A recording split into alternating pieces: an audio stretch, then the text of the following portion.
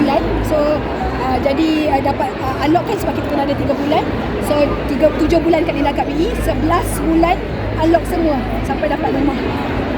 So masa tu 11 bulan Kak Linda dekat BE 6 tahun dah. Maksudnya kan kalau tolak 5 tahun lepas lah kan, macam tu kan.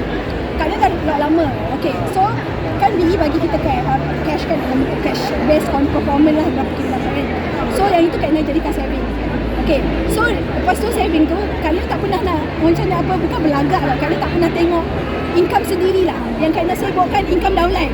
Kau dapat berapa dapat nak, jadi macam kita nak sibuk tu sebab kalau dia dapat sikit kita macam fikir macam mana aku nak bantu dia dapat income besar, macam tu lah kan. So Kak Linda buat saja sampai founder sendiri, founder cakap dia macam tahu je you kan, dia cakap bila you nak ada satu rumah besar, kesian dekat anak-anak you.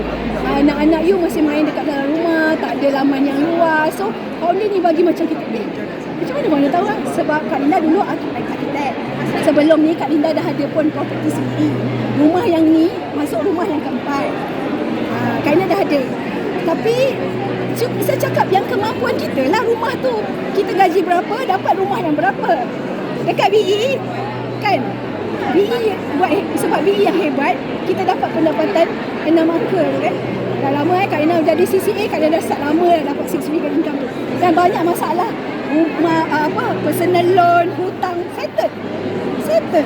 So Kak Linda ada, dan bila founder cakap okay, right time lah you kena ada. Kita pun dok carilah sana sini. Tahun lepas Kak Linda dah sebenarnya dah ada rumah. Masa tu rumah tu dalam 2 juta lebih. So kita tanya dengan upline kata tak boleh sebab semi-D walaupun 3 tingkat dia ada jiran sebelah. So bukan founder punya, bukan expectation founder. So okay, kita dah bayar down payment, dapat balik lah down payment tu 5,000 masa tu. Okay, so kita dalam tu cari, sebab kita nak cari impian kita kena satu yang last lah, yang untuk bila bukan anak kita je, sampai cucu-cucu kita pun akan duduk dengan kita, mak kita pun duduk dengan kita. Kak Linda ada adik OKU juga yang boleh duduk sama-sama dengan Kak Linda. So Kak Linda fikir macam tu.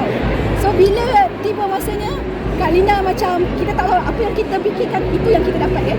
So masa Kak Linda buat topik BE Camp, so kita cakap lah, bila kita nak dapat rumah ni kan, kita dapat. Lepas tu husband Kak Linda kata okay, tahun ni misi.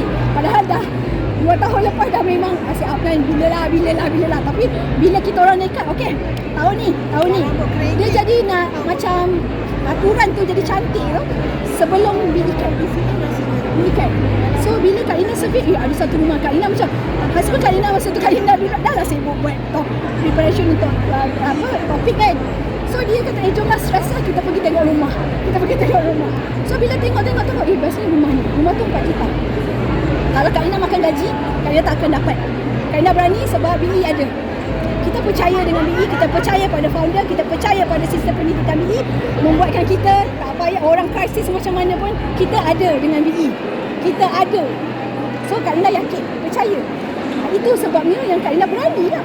Lepas tu dalam masa tak sampai seminggu pun, terus daripada payment slip bonus BE sahaja keluar, lulus.